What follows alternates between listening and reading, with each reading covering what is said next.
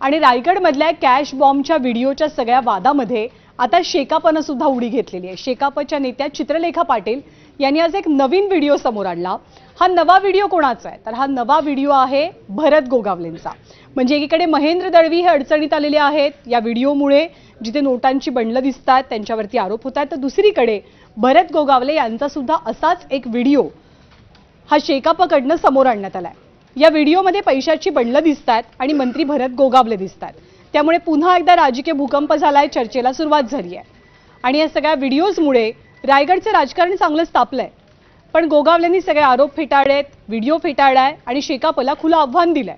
मात्र पैशांचे असे अनेक व्हिडिओ समोर येतात, नंतर काही काळ राजकारण रंगतं, मात्र पुढे कुणावर काहीही कारवाई होत नाही। उलट आरोप करणारीच एकमेकांच्या गळाभेटी घेतात। त्यामुळे जनतेचं सध्या मनोरंजन होतंय, बाकी काही नाही, असा सुद्धा सूर उमटल्याचं चित्र दिसतंय।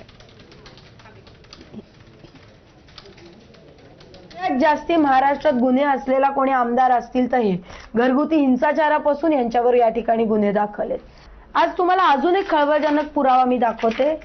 हे बघा, Bharat Gogawale, cash bomb number 2। हे चीटर आमदार आहेत, हे जनतेची कशी फसवणूक करतात हे टोटल कंटिन्यू सुनील तटकरे साहेब, अनिकेत तटकरे साहेब आपल्याला सांगतातच आहेत। माझी मुख्यमंत्र्यांना आणि महाराष्ट्र शासनाला विनंती आहे, कधी थांबणार?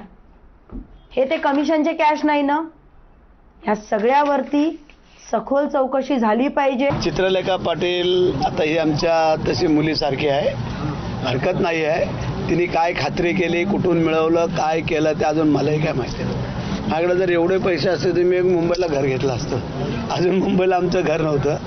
आत्ता मी जस्ट एका बँकेकडनं लोन घेऊन घेतलं आहे। परंतु गेली 16 वर्ष आता मी आमदार आहे, पण तुम्ही चौकशी करायची, पण हरकत नाही आहे। गेल्या 40 वर्षाच्या माझ्या राजकीय कारकिर्दीमध्ये आमच्याकडनं एकही चूक किंवा असं काही कधी घडलेलं नाही।